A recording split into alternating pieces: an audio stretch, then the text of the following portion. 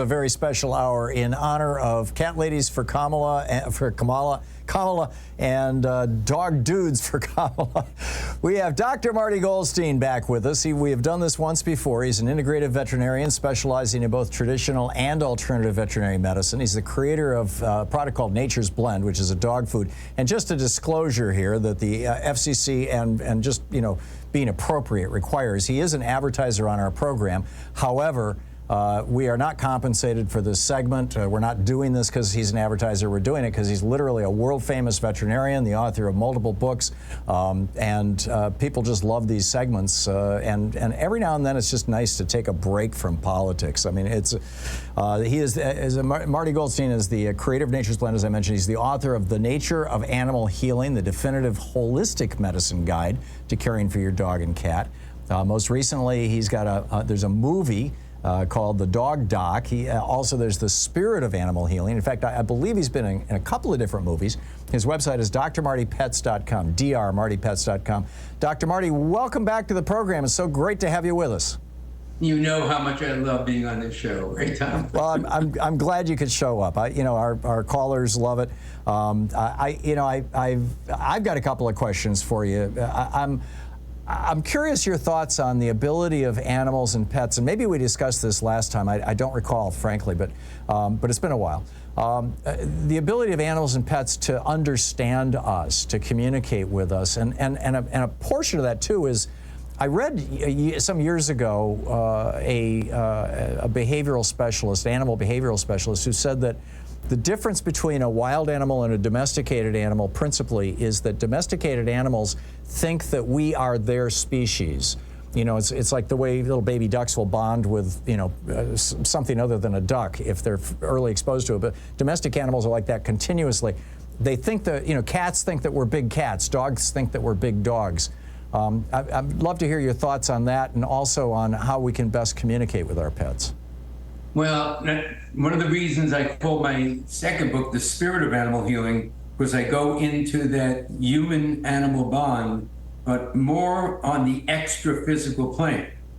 There are many perceptions in this universe. Man has 5: taste, smell, sight. It's proven that animals have perceptions beyond us. They know when their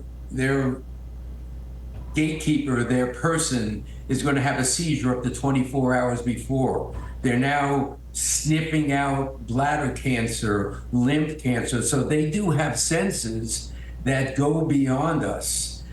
And, in my 47-and-a-half-year career, clinical career as a veterinarian, working on hundreds of thousands of animals, the stories that I could tell you that people have shared with me about that sixth sense that their companion animal has are just incredible, almost scary. So there's a lot we could learn from them. One of the problems is that we tend to humanize them. So we tend to treat them like they were another person, and they're not. They're a species of their own. So we have to treat them like that, and also respect their ability. I mean, we know how much a dog could smell. Their sense of smell is amazing, but they do have other senses. The animal kingdom does. They'll leave 5 hours before the tsunami hits. How do they know that? What kind of vibration or electrophysical, electromagnetic sense are they feeling that we don't have because we only have 5 senses? Well, here's the amazing thing. We have a dog, Blue, who is super bonded to my wife and to Louise. And Blue, when Louise is gone, Blue comes up into my office and just sits there with me. He's got to be around a person. But when he's sitting there with me, Louise goes to the store or something. At some point, he will leave and he'll go downstairs and sit by the door. And always, within 2, 3, 4 minutes, Louise pulls into the driveway. I mean, it's not like he's hearing her pull into the driveway. She's got to be blocks away, maybe a mile away, when he moves down to the door. There was something that aired on TV, I think it was on 60 Minutes, but you can't quote me on it, where they actually filmed dogs in the living room and filmed their dad or their mom at work, and there were certain behavioral patterns when the person left work, when they got in their car, when they pulled off the highway, when they got on the block, and when they pulled in the driveway. And it was repetitive day after day, but at different times, so it wasn't circadian. And it blew me away, even though I knew that was true, just to see it in action. And that's not their sense of smell, 18 miles away at work. So exactly, or hearing. Right. Yeah. Rupert Sheldrake actually wrote a book about that stuff. 4 experiments that'll change the world, and he did some work on that with dogs. It's amazing stuff. One quick question from Louise, and then I've got a whole board here of calls, people who want to ask you questions. But Louise was wondering if you could speak to to basically bad pet food, and I realize this is your business, but we had a cat, this cat that I just absolutely loved, Higgins. And you may recall the cat food recall. It was about a decade ago because melamine, the Chinese chemical that was used to increase the protein level in dog and cat foods, and it turns out it was just killing them. And he got really, really sick from some recalled cat food. And Louise said she's seen recalls for dog and cat food all the time, and she's just wondering, what's going on with the industry? Well, I mean, unfortunately, since I graduated Cornell in 1973, I witnessed the incidence of cancer in dogs at least triple or quadruple. And it's not just bad luck. There are actually established reasons why it's happening.